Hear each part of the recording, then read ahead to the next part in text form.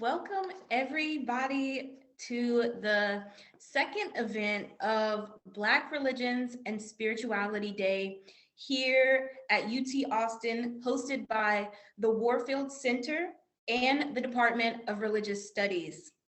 This session is focused on religion and Black women's wellness. I want to thank all of you, our audience, who have joined us for this session, either live or by way of the recording. And I am so excited and honored, truly honored, to introduce our guest speaker. We have here with us Candice Marie Benbow, who will be talking about her recently published book of theological essays called Red Lip Theology for church girls who've considered tithing to the beauty supply store when Sunday morning isn't enough. Candice Marie Benbow is a multi-genre theologian who situates her work at the intersections of beauty, faith, feminism, and culture, giving voice to Black women's shared experiences of healing and journeying toward wholeness. Reimagining how faith can be a tool of liberation and transformation for women and girls, she challenges Black women to think critically about how they see God and the world. Named by Sojourners as one of 10 Christian women shaping the church in 2020, Candice has written for various outlets, including Essence Magazine, Glamour Magazine, The Root, The Griot, Vice, Shondaland, Madame Noir, and the Me Too movement. Committed to faith and gender equity, Candice is proud to be a 2021 participant in the Brookings Institution and Rockefeller Foundation's flagship program, 17 Rooms, an experimental method for advancing the economic, social, and environmental priorities embedded in the world's sustainable development goals. Specifically, Candice participated in Room 5, which focused on assembling and communicating a case for faith to advance gender equality. From that experience, Candice became the lead consultant for Women Leading Change, a 2-day virtual convening from women and allies leading change in faith contexts around the world. The convening will be held March 30th to 31st, 2022, has been held, and it was sponsored by the Brookings Institution, Rockefeller Foundation, and the Bill and Melinda Gates Foundation. Recognizing the totalizing impact of the COVID-19 global pandemic on Black and Brown communities, Candice served on the Ad Council's Healthy and Whole Vaccine Awareness Steering Committee to establish best practices related to COVID-19 vaccine education within African American and Latinx communities of faith, and creating activities and events to encourage proper education and vaccination.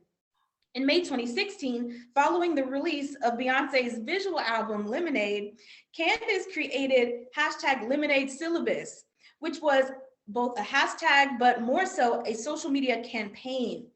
With contributions from over 70 Black women, Candice released the syllabus as a free downloadable resource of over 250 works centered around the lives of Black women. Candice is also the founder of Zion Hill Media Group, a media boutique that produces messages of hope and healing across various platforms. In memory of her mother, Candice established the Louise Marie Foundation. Focusing on faith and education, the foundation supports HBCU nursing students, provides microgrants for community mental health projects, and creates opportunities for spiritual growth and development. A member of Alpha Kappa Alpha Sorority Incorporated, Candice holds degrees from Tennessee State University, North Carolina Central University, and Duke Divinity School. She, along with her beloved beagle Charlie, call Atlanta home.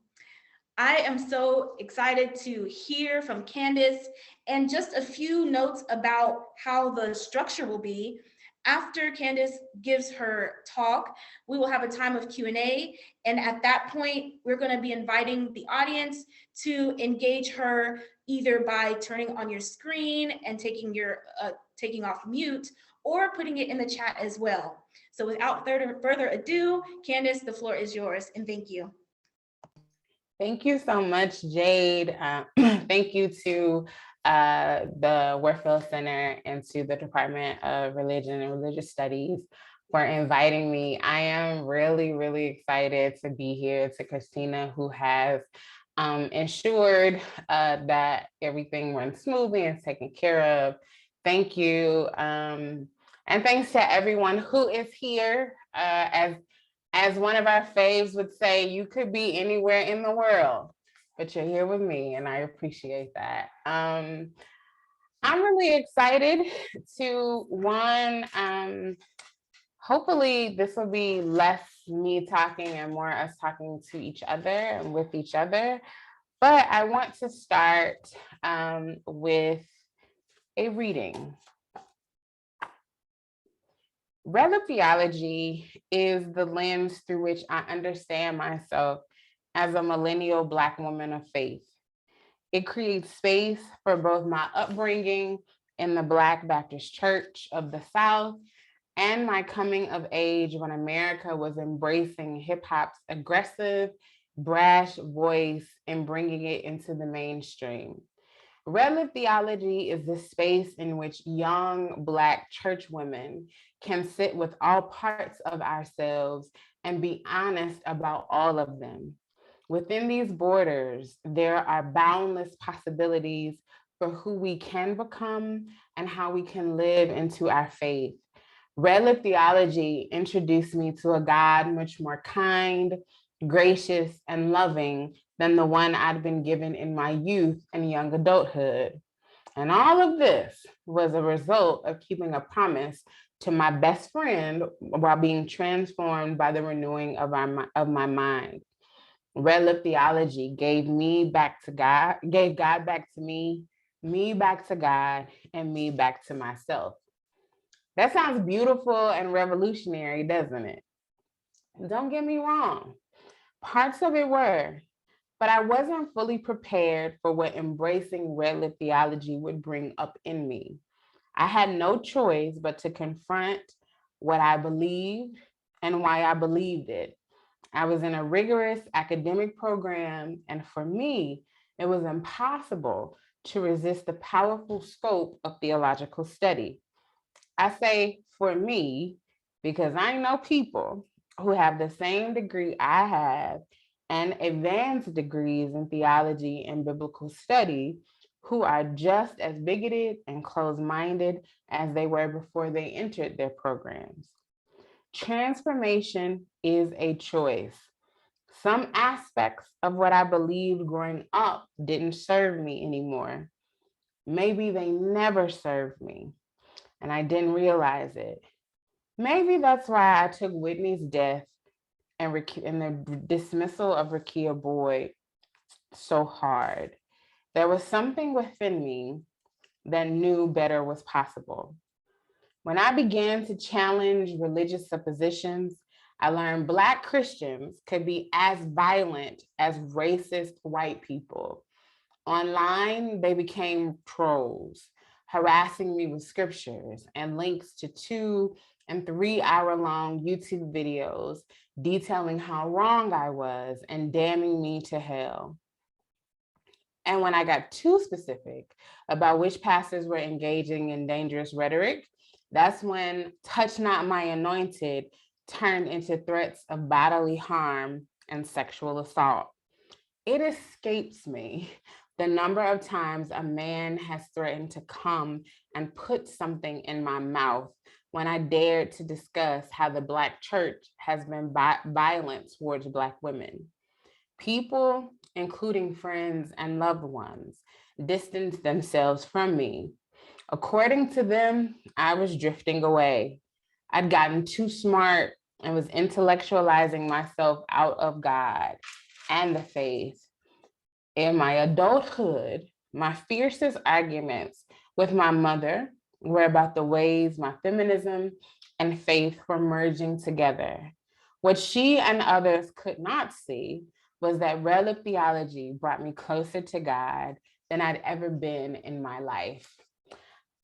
I wanted to read that particular section or passage because as the theme for today is Black health and wellness, I wanted to spend time talking about red lip theology and the journey that my mental health took. And much more broadly, the ways that so many of us are navigating mental health challenges and crises because of what we believe and the weight of what churches and religious institutions and family expectations have placed on us. The truth is, which is why I write this book. And if you've read it, thank you, purchased it, thank you so much. And if you haven't read it, shameless plug, I encourage you to check it out. But the truth of the matter is that nobody is more spiritual than Black women. No one is more religious in America than Black women. We consistently get that data every time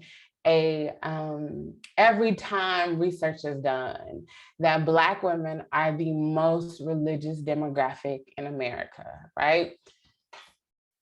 Yet we are not the largest demographic of those who lead our churches and our religious institutions. What does that mean? What does it mean when when Black women can really be the seat of power when it comes to spiritual, theological, and religious depth, right? That we hold and live into and manifest that kind of power. What does it mean when we don't get to be the ones to lead conversations around how to harness that power, how to encourage other people to live into it? What happens is that we become victim of so many theological and religious ideologies that are purposed to bind us, right? I say all the time, this world has absolutely no idea what to do with a free Black woman. To be free, to honor your agency, to live into a spiritual understanding and a religious understanding of yourself that affirms who you are, the world does not know what to do with that. Not only does the world not know what to do about that, our communities, our brothers, our kin, they don't know what to do with that. And too often, as Black women, particularly young Black women and Black women of faith especially, we care so much about not only what our family thinks about us, we care about what our communities think about us, and that weighs on us. That weighs on us in ways that we've not fully been able to articulate ourselves. And not only does it weigh on us in a way that makes us feel that we're letting our families down, it weighs on us much more largely because we think that we're letting God down. Like, how dare we think differently about faith? How dare we believe that we can integrate traditional African religious expression with Christianity and thrive? How dare we come out of a Black Christian tradition and decide that we want to live into a Buddhist or Muslim religious, Islamic religious identity? How dare we decide that we don't want to live into a religious identity at all, right? We have so many people and so many systems and structures that tell us that we are wrong for living into who we believe that we are and who we believe that we should be. And it weighs on us. It weighs on us It makes us question ourselves. It makes us question our capacities. It makes us question, how could we really be good people? How could we really be saved? How could we really be whole? How could we really love our mothers and our families if we have these kinds of questions? I spent years thinking that something was wrong with me because my faith and my religious expression looked different than my mother's. It's supposed to. Like, I'm not my mama, like I'm not my grandmother.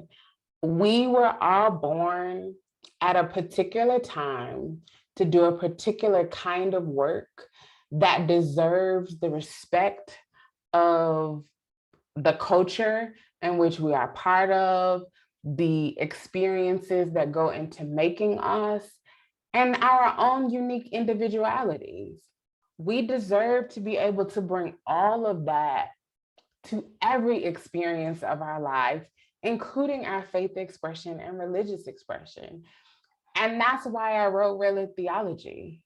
I wrote Lip Theology because it was becoming heavy to be faithful. And it was not heavy because God was making it heavy, because that's the other manipulative piece, is that we, especially if you are in a Christian context, you hear so many messages. God said this, God said that, God said whatever, that are less about what God or the divine is actually saying, and more about how can we regulate the behaviors of the people who are following us, i.e. women. How can we place women into positions of subjectivity, of subjugation, of inferiority that gives us room to maneuver and manipulate them? Whether pastors, and here's the truth, a male religious leader will say, we don't do that. Like, I don't wake up and want to put women underneath my thumb. I don't wake up and do that. The truth is that even if male pastors individually don't do that, the religious ideologies that hold us back, that get embodied by these pastors when they stand in the pulpits, actually do. And instead of challenging them, we internalize them. And so we spend years with guilt around not being a virgin anymore, and the ways that guilt preys upon our mental health and our wellness. We spend years questioning our worth because we're not married by a certain time. We don't have children by a certain time. We've gained some weight and we don't look this particular way. And we think that might be affecting our relationship and romantic chances. And instead of sitting back and saying, maybe these dudes are trifling, maybe I don't like men, and that's okay too, right? Instead of interrogating all of these things, we put the onus back on ourselves as Black women of faith because we've been told that that's what we're supposed to do. And when we put that onus on ourselves, we place shame there. We place guilt there. We welcome a certain kind of heaviness that does not allow for us to move through the world as light and as glory and as resilient and as beautiful Black women. And writing Lip Theology forced me to, I don't want to say force, because I'm trying to model better language as I speak, right? So I don't want to say that it forced me, But it called and invited me to think very critically about the vestiges of these kind of painful theologies in my own life and what they do, how they challenge my health and my wellness. You will, if you've read the book, you know that the book follows a specific regimen. So it goes from skincare to setting spray with all of the makeup steps, cosmetic steps in between. My best friend, when I was in grad school, came to visit me because I was just heartbroken and devastated that another relationship didn't work out. And that was literally the best thing that could have ever happened to me. But child, we all know that when your heart is broken and when you think that there is no better thing in the world than that one, you can't see it until you actually see it. But she came and she made me promise to take better care of myself. And so writing Lip Theology in that way was also not just in honoring the commitment that I made to my best friend, but it also speaks very clearly to my own regimen of wellness. I have a therapist. I believe in therapy. I talk about my therapist in this book, and we'll actually be talking about my therapist even more in the next book that I'm working on. And in addition to having a therapist, makeup therapy and baking were essential to me. They were essential to me because even when we have the medical resources, i.e. therapy, med management, what have you, even when we have the medical resources to identify triggers and traumas and work through them and release them and learn the applicable lessons and apply them, there is still the need to care for your body. One of the things that I have learned about my spirituality, one of the things I've learned about Black spirituality as it relates to health and wellness that I think if you read Lip Theology, it gains towards is that our bodies matter. And not only do our bodies matter, we have to care for them beyond the, go and, eat healthy and exercise. I'm not talking about that. I'm talking about the ways that you literally need to remember, like put yourself back together again to remind you that you deserve wholeness, to remind you that you deserve pleasure, to remind you that you deserve joy and you deserve happiness. Like, we cannot deny, when we're talking about Black health and wellness, we cannot deny the importance of pleasure. We cannot deny the importance of joy, and we cannot deny the importance of happiness, right? One of the, as one who lives into Christianity as a certain guiding principle of my life, I believe Jesus when he said that he came that we could have abundant life. As someone who also allows for indigenous African religious principles to also guide my life, I believe that the Orishas and my ancestors desire for me to know happiness and joy. And as a human being who lives and breathes in this world, I believe I'm deserved that too, right? So on all of these fronts and all of these levels, I recognize the importance of my joy and the importance of my pleasure and the importance of my happiness. Why do I say that? I say that because too often Black women have allowed for certain articulations of faith and articulations of religious expression to dismiss that from them, to allow that to no longer be a priority, and for them to believe that they don't own it, that they don't deserve it.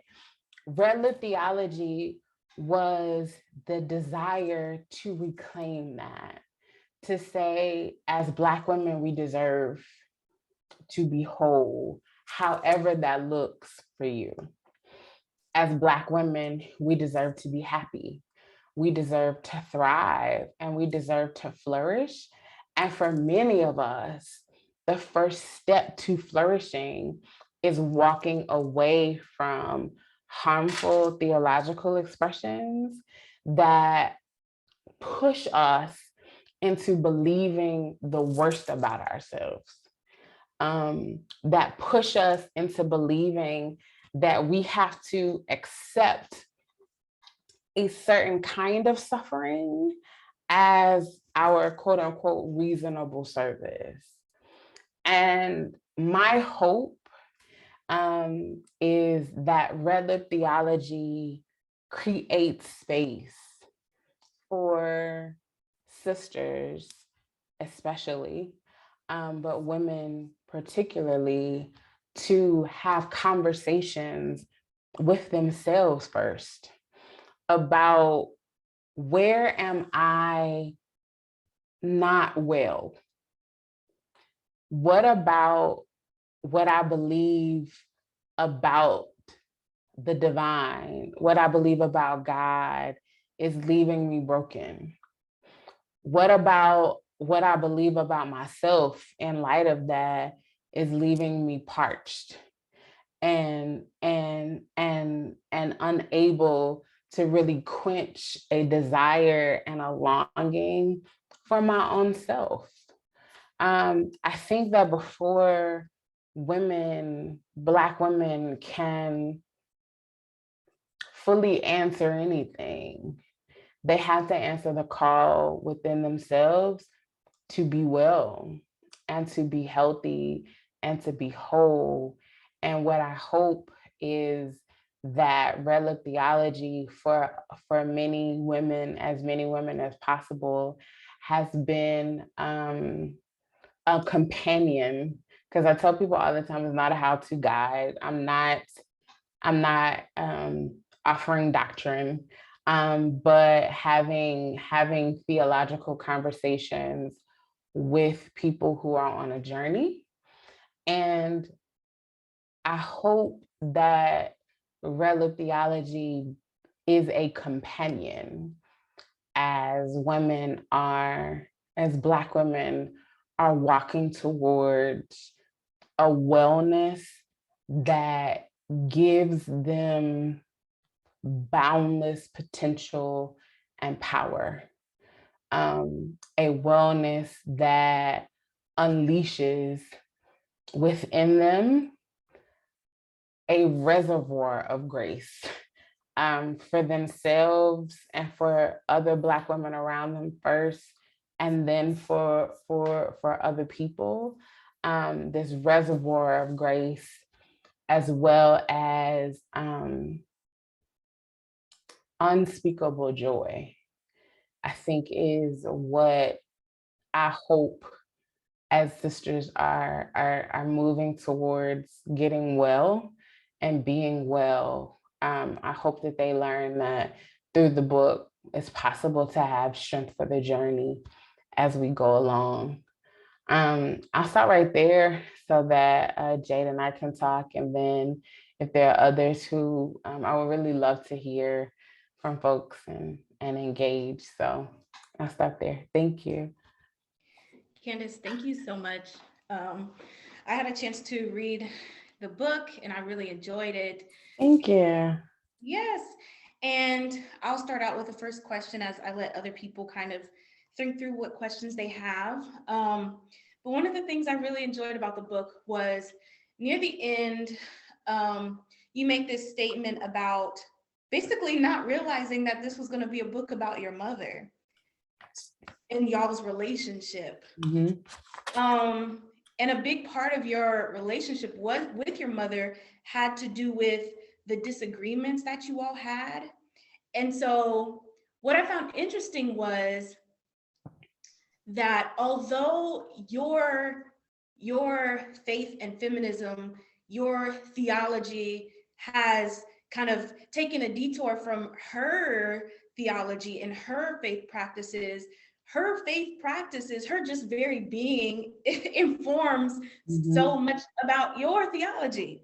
And so I wondered if you could maybe speak a little bit about that, the curiousness of that, and how we as Black women can hold space for integrating the women that have informed us with new notions and new ideas and new understandings that we come up with. So speaking to any of those things. Yeah, like the truth for me is that my mom, I tell people all the time, my mom was the first God I knew. My mother gave me life, you know, and protected me, was a fierce protector and defender of me, and disciplined and chastised me and corrected me when I needed it. But in addition to that, I think that what is important is that we see glimpses of, especially when these are healthy people who love us, right? We see glimpses of their faith and know that it's real. Like, there were moments that I saw my mother pray in the house. Like, you know, like there are times I just saw my mom like walk through the house and just say glory over and over, like walking through the house and like speaking life in certain spaces, and holding back calling back the enemy in certain areas. And like, she believed that, you know what I'm saying? And like, there was a certain kind of protection and rescue and refuge that she needed. And I remember watching her praise when a certain thing that she prayed for manifested and she received it. And so I never doubted, because I saw what it did for her. I think what was and remains important, and I think that she got it, you know, I talk about her wearing red lipstick to my div school graduation. I think my mother understood that it does not have to look exactly like hers for it to be real and true. That my relationship with God has to be my relationship, and that you trust that you've done what you need to do as a parent in order for whatever ethical decisions that they make to be grounded in goodness, right? And faith decisions that they make to be grounded in goodness. However that looks. You know, I have a friend who her and her mother's journey was very interesting, because we were both raised missionary Baptist, and she became an atheist. And she told her mom, she was like, but just because I don't believe that there is a God does not mean I don't believe in goodness and what it means to be a good person. And I got that from you, right? Like, I think that so much, unfortunately, of what we see with the current deconstruction movement, and everybody wants, I mean, that's the buzzword now, is deconstruct, deconstruct, deconstruct, is that people don't, in these calls for deconstruction, there's really not a nuanced and enough of a nuanced conversation to hold that there are practices that have always been unique to us and our culture and the ways that we have practiced any kind of faith that had absolutely nothing to do with white folk, right? But we're core to who we are. And we can lift those even as we hold systems accountable, right? Like I do not go into church without pantyhose when I take my grandma to church. It's just respect. Like that don't make me a sellout. It don't make me lean into respectability politics. It means my grandma is 87 years old. And she's like, you can do all that Lip Theology stuff out there. But when you take me to church on Mother's Day, you better have a slip on from Sears and some pantyhose. And what do I have on? A slip from Sears. I got slips all day, and I only wear them when I'm with my grandma, right? I got pantyhose, a whole pantyhose drawer. Like I was born in 53, right? Like, but I have them because I honor her. And honoring her does not mean that it negates how I live into what I believe. It just means that this is someone who I wouldn't even know the faith if it weren't for my grandma.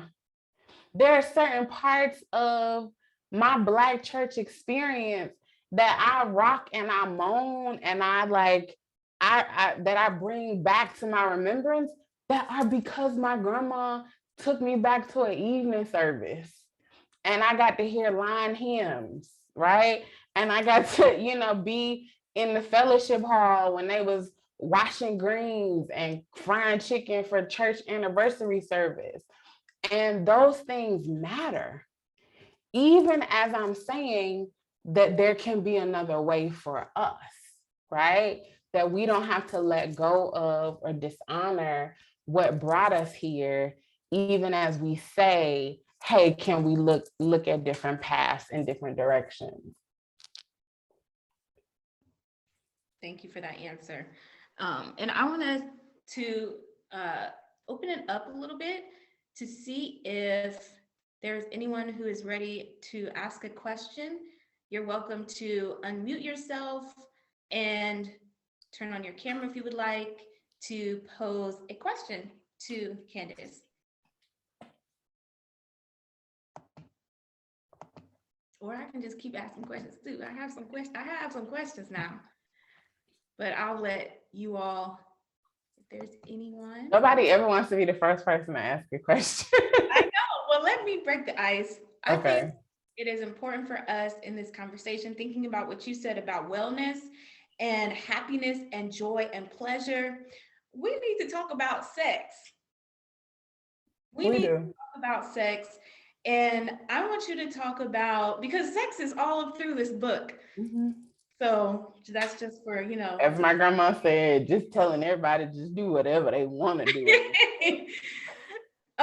Maybe if you could talk a little bit about what it means in our own, as Black women, how should we be thinking about our sex lives? How should we be thinking about our sex lives as Black women of faith, as Black religious women? I'll leave it there, and then you can speak to any of that. I think we should be looking at it. We should be thinking about our health lives. For our sex lives from a vantage point of health, right? And health in all of the way, and from health in all of the aspects. So our physical health. There are studies that talk about what a lack of personal touch and intimacy do to you. And so it matters to name that having that intimacy helps with and is a function of life for reasons of health, right? And we should also think about our sex lives from a perspective of pleasure and joy, that we deserve to lift experiences that make us happy, right? That that lean into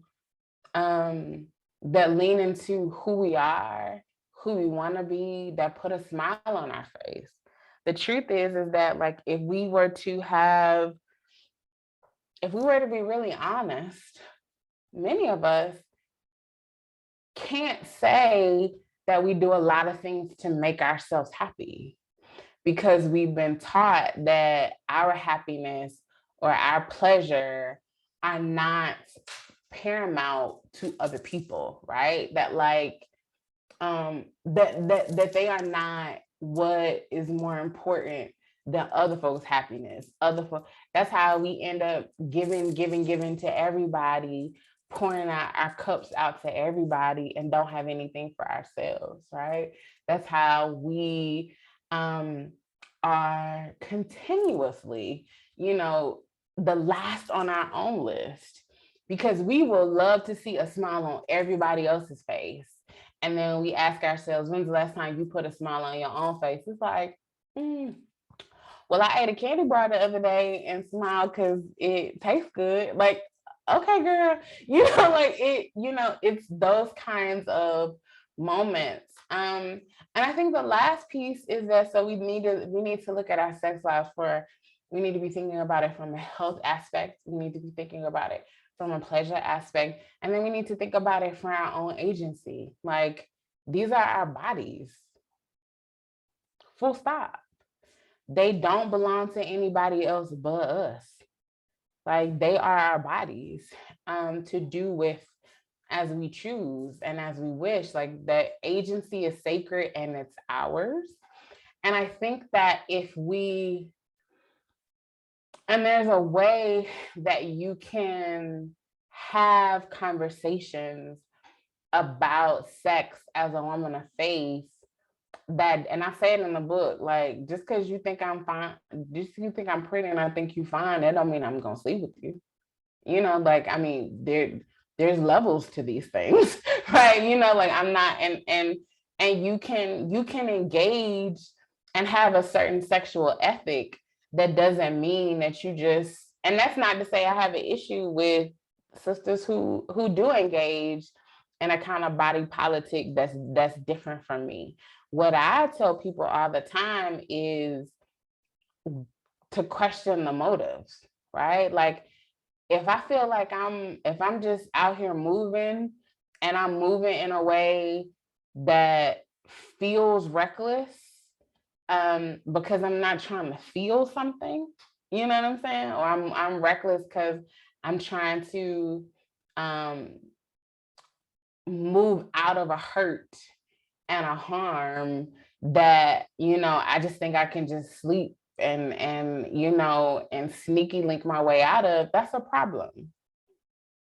Like there's a way that we can have conversations about sexual ethics and sexual health as women of faith that's grounded in a real appreciation of our bodies, and a real appreciation of who we are. And I think that's where homegirls come in, like, where a homegirl can be like, slow down. What is this about? And you get to tell the truth and be like, I don't know what I'm doing. Okay, well, let's as one of my friends said, let's sit down till you can figure it out, right? Like, let's chill for a minute. But I think that there's so much room for us to think about sex so much differently than we have been. And I hope that Relic Theology is a part of the ways that sisters are trying to figure that out. Thank you. We also have a question from Kendall. Mm-hmm. Kendall says, thank you so much for this talk. I was wondering if you could talk a bit about feeling selfish or being made to feel selfish sometimes when we as Black women want to experience joy. How do we as Black women embrace joy while also thinking about the various roles we play and how we need to show up for others? Yeah, so that was that I'm gonna tell you honestly, it took me, I didn't really start getting that until recently. I want to say within the last year and a half. Especially as someone who, after my mother passed, had several roles in my family. And too often, people don't think about what what the expectations do to you. They just want they just want the outcome of the work that you do, right? In those expectations. It don't mean that they're selfish, right? It doesn't mean that, now some of them are, but it doesn't make them inherently selfish. But we're people, we're human, and we want what we need when we need it and when we want it, right? Um, and I found myself always trying to navigate everyone else's expectations to the point that the last thing for me was to think about what made me happy, what made me feel good, how to pursue a consistent space of that. Because if I did that, I could always think of like so many other things that I could be doing, right? I could always think about so many other ways I could be helping people instead of doing something for myself. Or the times that I'd be doing something for myself and somebody would call or text and they would need something and I would leave and do. And then I looked up and realized none of them jokers was doing that for me. And that's always a rude awakening when you can look around and be like, oh, it ain't that many people strapping on a cape to come and save me, right? Like, and that taught me, what does it mean to create a life that prioritizes your pleasure and your joy, knowing that without it, you cannot be the best person for everybody else that you can be, because you're not the best person for yourself. And so it started with me carving out these moments in my day or in a week or around a certain activity that were just mine, and creating rituals around it. Like I talk about in the book,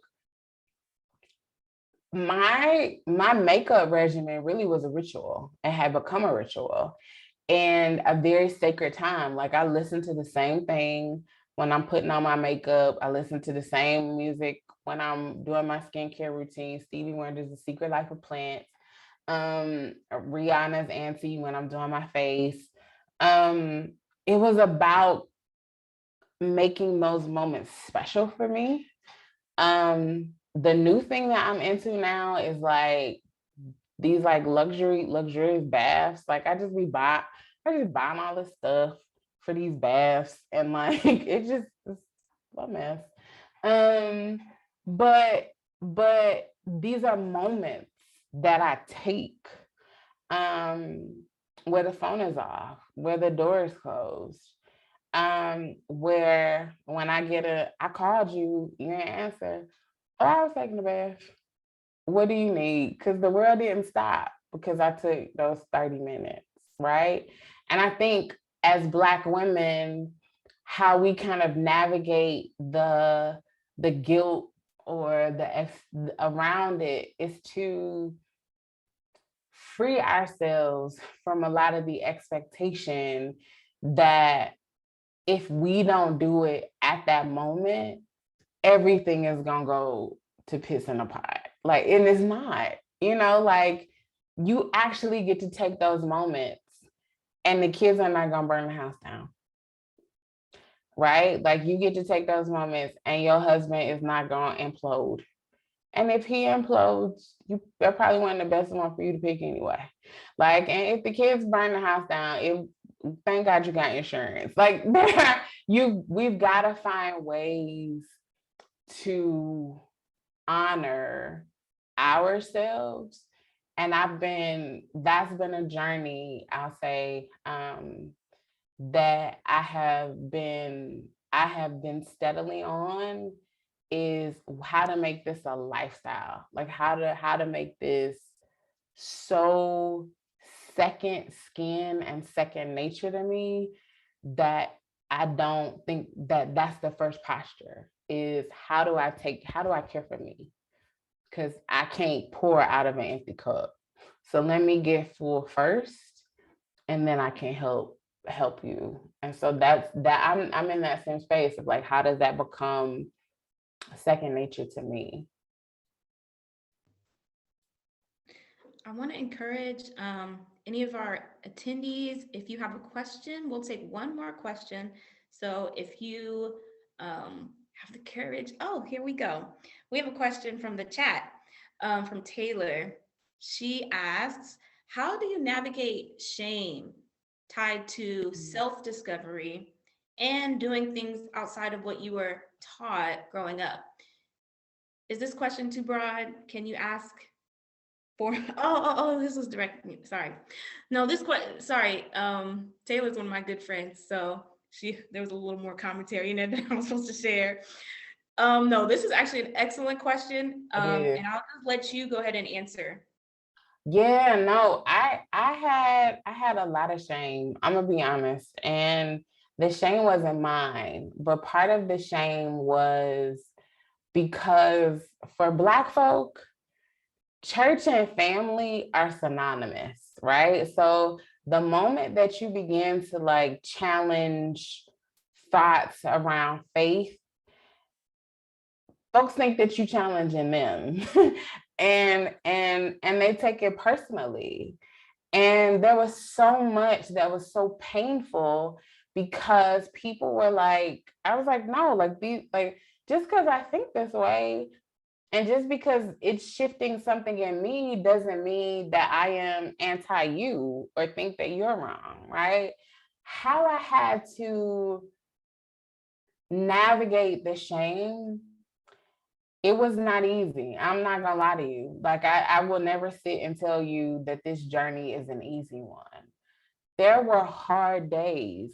There are still hard days because the truth is that I know that because of some things I believe about faith, there are people who walked away from me and will never see me the same way again.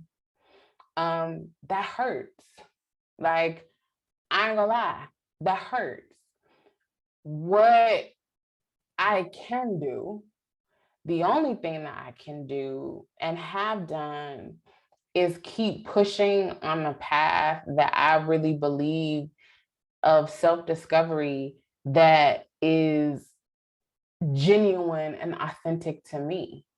I can't, and to be grateful for the sojourners that I found. This is why social media, I won't ever let folks talk crazy about social media. Because for as trifling as folks can be on the socials, people are also able to find spiritual communities that didn't leave them isolated, that didn't leave them feeling like they were the only one asking these questions. And so the ways that I was able to navigate shame was to lean into community that I found online, that I found in other spaces that gave me these kind of breathing pockets to remind me that I wasn't by myself, to remind me I wasn't the only one thinking these things. And I also had to pray and trust that eventually people that I loved, people that I respected, and people that I cared about would recognize that just because I thought differently didn't make me a bad person. That just because I was different in what I thought did make me less faithful and did make me less loving. And so I tell people, because I literally get this question every time, a variation, if not the same question, a variation of it, is to trust the journey that you're on. No journey of self-discovery is easy. You are literally you are emerging different than who you were. Like that in and of itself is its own metamorphosis, is not an easy process. There will be people who don't understand it. There'll be people that are curse it and be like, girl, we don't know what Taylor over there doing, child. She just living La Vida Loca, right? Like there are gonna be people who say whatever they want to say about you. You have to trust the process. When you can't trust anything else, you gotta trust that the process will lead itself to a certain revelation and a certain peace and a certain acceptance, and trust that it's done that for other people, so it's gonna do that for you. But yeah, like I think that's, if I could, and I hope that was helpful. But you just gotta trust that it'll all be clear when in time and when it needs to be. Well, as we bring this time to a close, Candice, I want to just tell you thank you so much. Thank you for engaging with the audience in such a helpful way. And thank you for talking a little bit about your book. For our audience here, please, please, please go and read and go and buy Red Lip Theology by Candice Benbow. It's such an important conversation starter and an important story about one Black woman's struggle to find their own faith. And so thank you to everyone who came to this session. Please, if you can, join us for the remaining day. We have a lecture that's going to be happening. We also have an artist talk and a sacred arts workshop. So please do join us. The link is in the chat, and you all take care. Thank you.